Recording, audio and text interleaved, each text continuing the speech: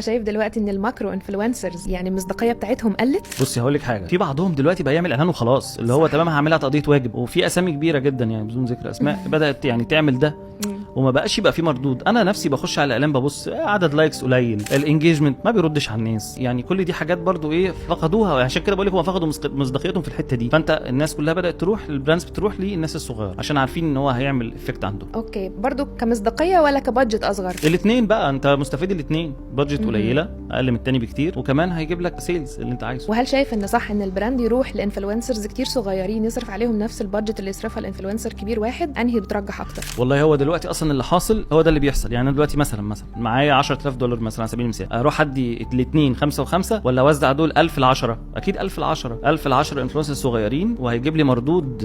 ليه بقى؟ أكتر. لان كل واحد من ال10 انفلونسرز دول ليه نيش معين او ليه تارجت، ليه اودينس معين، وليكن ناس في البحرين وناس في قطر وناس في الامارات. انا كسبت جدا بدل من ان انا اركز في واحد بس، الاودينس عنده في مصر او في الامارات. طب ليه؟ طب ما انا اوزع البادجت بتاعي. حتى انا برضو في حته الاعلانات بحب كده اوزع، يعني حتى لما بعمل اعلان ما بعملوش سيت اب واحد، بعمله 5 سيت اب، وبغير كل سيت اب لدوله، كل سيت اب لمكان معين جوه، حتى لو جوه مصر مكان معين، لان ده هيجيب لي ناس وده هيجيب لي ناس وده هيجيب لي ناس.